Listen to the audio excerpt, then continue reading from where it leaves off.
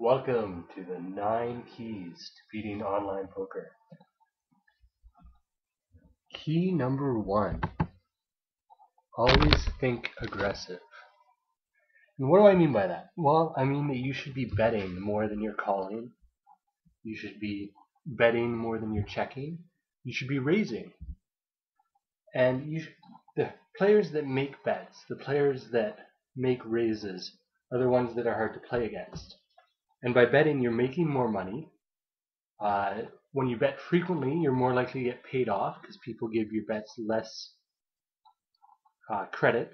So if you're only betting your good hands, your very strong hands, people are more likely to fold. Whereas if you're betting a lot, people are more likely to pay you off. Also, you build bigger pots by betting a lot. And so when you win the pot, you win more money. Betting and raising can make better hands fold, but it can also make hands that are worse than yours now, but could get stronger than yours and beat yours at the end of the hand after later cards come. It makes them fold as well. So when you're betting, you have two ways to win. You can win by having the best hand, or you can win by making your opponent fold, and both are valuable. And to this end, when you're the first person in the pot pre-flop, you should always be raising. Never limp when you're the first person coming into the pot. What I mean by limp is never call the big blind. You always want to be raising. And a useful way to think aggressively, and this I actually got from Phil Gordon's Little Green Book, which I highly recommend. It's a really good book for poker strategy. And he talks about a script that he runs in his head every time it's his decision to act. And no matter how simple the decision is, he always asks himself first if he should bet or raise. Then if he decides he shouldn't bet or raise, he asks himself if he should fold. And if he decides he shouldn't fold, he's probably going to end up calling. And I do the same thing, and you'd be surprised.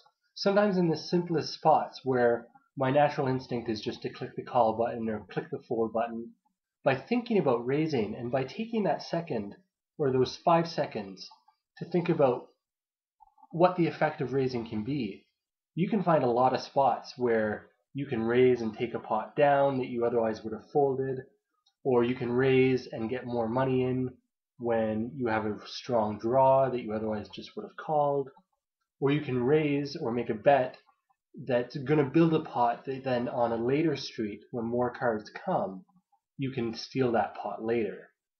So it's really effective to always run that script in your head when it's your turn to act. Even with the simplest decisions, always ask yourself first if you should bet or raise. The second key is to play your position. By this I mean where you're sitting at the table should determine what hands you're likely to play and how you're likely to play them. You want to be very tight in early position. By early position I mean under the gun or under the gun +1, which at a 6 max table, which is the game that I focus on, is called middle position. In under the gun or middle position, you really want to be choosing your strongest hands to play with, because you're more likely to get called and have to play out of position later. Benefit when you're playing in position, when you're playing on the dealer button or in the cutoff, you're most likely later in the hand, you're going to be making your decisions after your opponent, and there's so much power in that. When you're making your decisions second, you have all the information of your opponent's moves before you have to make your decision, and your opponent has no information about what you're going to do when they make their decision. It makes it easier to run bluffs, it makes it easier to get paid when you have a strong hand. It just makes it a lot easier. It also makes it a lot easier to avoid losing money when you have a decent hand, but the second best hand. So playing hands in position is very important. So you want to be tight from early position and much looser in late position, especially from the button. And from the blinds, you want to be fairly tight as well. You do need to defend your blinds against aggressive buttons.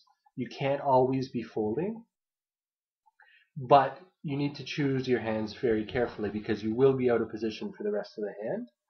And it's often good to be aggressive from the blinds and 3-bet. We'll discuss that later. have a strong hand range. It's just easier to play strong starting cards. When you have strong starting cards or stronger starting cards than your opponent, you're more likely to make a strong hand once all the cards are out. You're more likely to have situations where you can bet and raise and make lots of money or get your opponent to fold, either because you have a strong hand or strong outs. And it's really important to have strong starting hands, especially when you're out of position.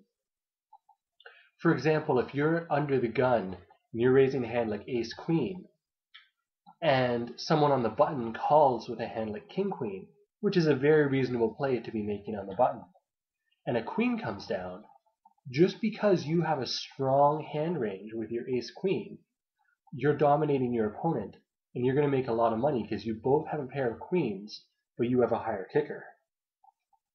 Conversely, if you raise a hand like king-10 under the gun, which looks strong, and your opponent calls with king-queen on the button, which again is a very reasonable play, and your opponent will be doing that very often, and you hit a king, you're going to be in a situation where you're dominated, and you're likely to lose a lot of money. You also need to adjust your hand ranges based on position, so you want to be very strong hands in early position, and you can open up a bit in later position. I'll actually be discussing this specifically in the next video and talking about specific hand ranges for each position that we want to start from. But having a strong hand range is very important. And one of the other reasons that it's important is that when you're only playing strong hands and you're only showing strong hands, your opponents will give you more respect. And it's easier to take down small pots uncontested. And those small pots really add up. Number 4, play within your bankroll. This may be the most important tip that I can give you. Now, if you're just playing poker to have fun, to blow off some steam, to have a good time and see how you do, then don't really worry about this. But if you're interested in making money and playing poker with the goal of building your bankroll, moving up in stakes, and challenging tougher players at higher limits, you really need to play within your bankroll. And to be playing within your bankroll, you should be risking no more than 5% of how much money you have to play poker at any one game. So you should have at least 20 buy-ins for whatever game you're playing. So if you're playing a $10 game, you should have a bankroll of $200 solely devoted towards poker just to be able to play that $10 game. This is really important. The main reason this is really important is because poker is a game with a lot of luck. It is a skill game, but in the short run, luck can kill you. And it's very easy to go on big downswings and lose a lot of buy-ins. And if you only have maybe 10 buy-ins or 5 buy-ins for the game you're playing, it's very easy to go broke. It might not seem like it, especially if you think you're a winning player. But even winning players can go on 5 buy-in or 10 buy-in downswings frequently. It's not that rare. And you can be playing very well and still go on those downswings. And so it's really important to have a big enough bankroll that you can absorb the variance in poker. And another thing is if your bankroll is smallish compared to the stakes you're playing, you're more likely to tilt if you lose a large percentage of it. I know I am, and I know a lot of other players are as well. For example, if you have $100 to play with, and you lose 5 buy-ins at the $10 game, you lose $50. That's half your bankroll. I don't know about you, but me, I get really nervous when I lose a lot of money compared to how much I have to play with. I start worrying about losing my entire bankroll. I start not wanting to play. I start playing poorly. I just don't play as well. Whereas if you have $250 and you lose $50, obviously you're not going to be happy, but you're not nearly as worried about your bankroll disappearing. You're not nearly as affected by that swing, and you can continue playing better poker. Number 5, play within your bankroll. It's that important, guys. You really need to be paying attention to not risking too much money at a time. And this is so important that if you start losing money at the $10 level, for example, and maybe you started with $200 like you should, but you've lost $80, $90, $100, and you're down to only half your bankroll now, you need to move down in stakes. Yes, it's going to be harder, or it's going to take longer to win back the money that you lost, and it's really hard for some players to get past the ego level of, no, I'm a $10 poker player, I can't play $5 games, that's for bad players. But the key is, yes, $5 games are for bad players, and you'll find more bad players there. And then you can play and not risk as much money at a time and build your bankroll back. And once you get back to the $10 levels, once you get back to a bankroll of $150, $180, maybe even $200 before you go back to the $10 levels, you'll have that much more experience, you'll be that ready, and you'll be on a winning streak. And that's really, the confidence that comes with that is really important for poker. So really, guys, play within your bankroll and don't be afraid to move down if you start losing money. Number 6, isolate weak players. When you're playing poker, you should always be looking for the bad players at your table. Always be trying to find the guys that are limping in, the guys that are playing too many hands, the guys that really want to see rivers and that call with weak holdings, and the guys that basically pay off big bets with hands that shouldn't pay off big bets. Now, when I say isolate a weak player, what you want to do is, after you've found one of those players, you want to do everything you can to get in heads-up pots with them. And some of the ways you can do this is, if they limp in, you can raise a wider range in position than you normally would. For example, if I have Jack 8 suited on the button and it folds around to me, I might raise in some games, I might fold. But if there's a weak player that's limped in front of me, I'm always raising my Jack 8 suited, my 10-9 suited, my 8-6 suited even sometimes. Because you really want to be playing hands against those players. Because if you miss and you don't have a strong hand after the flop, some weak players you can bluff, some weak players you can't. But you can easily just fold and lose a small pot. However, when you hit a hand against a weak player, they're going to pay you off. So if you can get in heads-up spots against weak players, even with marginal hands, it's really worth it. Also, when you've got weak players that you've identified in the blinds, you should raise wider in other positions so that you can get heads up with them when they're in the blinds and out of position against you. It's really important when you're playing against weak players, especially with bad cards, to have position, because making decisions after the weak players will allow you to exploit their mistakes the most. 7. Avoid trying to dominate good players. The way to make money at poker is not by playing against good players. It's not by trying to be the best poker player on the table. It's not by trying to dominate some guy and show him a bluff, or call down with a really weak holding against a guy that might be bluffing if he's a good player. It's, especially when you're first starting out in poker, it's really important to focus on playing against the weak players and avoid marginal spots and bluffing wars against the good players. It's just too likely that you're going to be losing money against those players or put in difficult decisions that you just don't need to bother with at the low stakes. You can really focus on playing against weak players and avoiding the good players. And as you get better, you can pick certain spots against these players to run a few plays. There are good players that are very vulnerable to three-barrel bluffs. There are good players that bet once on the flop and then don't bet the turn, and you can pick up spots like that.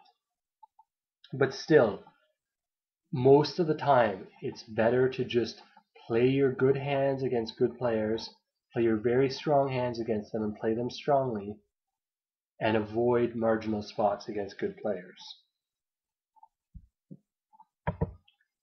Number 8, use tracking software. Tracking software is a little bit expensive, and it might seem like a huge investment for when you're first starting out. I highly recommend it though. The tracking software that I'm familiar with is Hold'em Manager 2 and Poker Tracker 3. And these programs cost about $100. I think. I'm actually not sure on the recent price, but it's around $100. But they're seriously worth it if you're getting serious about poker. If you want to learn how to beat the games that you're playing at, if you want to move up in stakes, these programs will pay for themselves over and over and over again. Not only do they give you a heads-up display that gives you information on your opponents while you're sitting at the table, they help you off the table identify specific spots where you're losing money or where your opponents are making mistakes and you could be winning money. I know I had a huge eye-opening moment. Right after I first got Hold'em Manager, I was talking with a friend of mine, and he had been using the program for a while, and he told me to look at my opponent's turn c-bet frequency. Now, turn c-bets are when someone raises pre-flop, and then bets the flop, and then bets the turn. And what I discovered, and I thanked my friend for this over and over again, what I discovered was that a lot of players were raising pre-flop and betting the flop, building a fairly big pot, and then checking the turn and giving up. And that they were making bluffs on the flop because they knew that in some part of their mind, they know that it's hard to hit flops and it's good to c-bet because your opponents are often just going to fold. But they weren't following that up with a bet on the turn. And they were giving up on their marginal hands on a bet on the turn as well. So that there was so much money to be made by just calling them once and then betting them off the hand on the turn. A high percentage of the time they were folding. And this completely changed the way I played poker and the way I looked at certain players that I had previously thought to be good players. And it helped me move up the stakes a few years ago. And it's still something you should look for. It's not as prevalent in today's games. People have gotten better at betting twice or not betting at all. But it's still something you should look for. But this was just one of the things that I discovered with Hold'em Manager. And Poker Tracker 3 is a very similar piece of software. They're both very good. And it really helps you learn the tendencies of at your level. And it can help you learn specific mistakes that specific players make. But more than that, it can just help you learn spots that you should be looking for against typical players at your level. And it really can increase your win rate. Increase your win rate by helping you limit your mistakes and helping you exploit your opponent's mistakes. And kind of similar to using tracking software, it's really important, if you want to get better at poker, to study and discuss poker away from the table. One of the scary facts about poker is that less than 15% of players make money from poker. Most of the players at poker are either break even or losing money, and most of them are losing money. So it's really a lot more difficult than people think to become part of the 15% that win money at poker. And the only way to significantly improve at poker is to study away from the table, to discuss it with other people, and to think about it when you're not playing. Now, you're making a good first step just by watching this video, and I encourage you to watch other training videos on YouTube. There's a bunch of them. Another thing you can do is read books. There's tons of literature about poker. Some of it good, some of it mediocre. If you like, I can give you some recommendations. Just ask in the comments or send me a private message. There's also forums like 2plus2 where you can read. These forums are huge. 2plus2 is massive. And you can read all sorts of great players writing about all sorts of different spots, confusing hands, observations they've made about players at their stakes, strategy for cash games, for tournaments, for sit and goes, and all of it's free, and it's all just at the click of a button on 2plus2.com. And I highly recommend that. My favorite way to study poker is video training sites. And my favorite video training site is Deuces Cracked. There's a lot of good video training sites out there. I've tried a few of them. My favorite is Deuces Cracked. I've been a member for a few years now, and I'll continue to be. And it's really important to find some way to study and discuss poker away from the table. The best thing you can do, even better than video training sites, is finding other players to regularly discuss poker with. I mean, if you have friends that play poker at the same stakes as you, that's obviously ideal. You can find, just by posting on online forums, rather than just being a passive reader, by posting your ideas, by trying to answer other people's questions, by challenging yourself to put your ideas and your questions into words, you'll learn a lot. There are online study groups. I know there are some organized at 2plus2. There's also some on Deuces Cracked. If you want to become a Deuces Cracked member, I highly recommend it. You can even go as far as hiring a personal coach. Now, this is expensive, and I don't recommend it for beginning players. But once you've reached a point in poker where maybe you're winning a bit, maybe you're beating the lower stakes games, but you're struggling to beat games at like the $50 games or the $100 games, that's the kind of time when it might be worthwhile hiring a coach for a couple hours. They'll give you, I know the first time I had a coach, it was just the way I thought about poker from 5 minutes into the hour-long session. I've never thought about poker the way I used to think before that session. Again, it's like life-changing type results. And I don't know if all coaches are as good as the ones I've had, but I highly recommend coaching, but not for a beginning player. Anyway, it's really important to find a way to study and discuss poker away from the table. As an example, when I first started playing poker to win money, I had a group of friends. We had a home game. We'd play for fun, like $5 tournaments or $10 cash games, stuff like that. There was, 8 or 9 of us that would play pretty regularly. And we got the idea after a while that we should start going to the casino. And so the casino had a 1-2 game that was very busy. The casino nearby us had a 1-2 game that was very busy. And we started going, and we just lost money. We lost hundreds and hundreds of dollars. The first time we went, we all lost money. Second time we went, we all lost money. I think the third time we went, one of us won, and the other 3 of us lost. And we were really confused because we had read poker strategy books, and we knew basically how to play good poker. We had watched poker on TV. We knew what hands to play, what hands not to play, but we couldn't beat these games. Well, we just started, replaying hands with each other, discussing reads that we had on certain players, making challenging each other's play, making fun of each other for the mistakes that we'd make. And those times, I cherish those memories of sitting around at 3 a.m. discussing the session we had just played. And I don't know, if I had started playing at the casino alone, I don't know if I ever would have become a winning player. But having those players to talk with was the difference between figuring out the games quickly. Within probably our 5th or 6th visit, we were all competent. Not winning every time, but competent. And we all the ones of us that stuck with it eventually all started making money at these games. And to the point where certain players would recognize us and not want us to play at their table.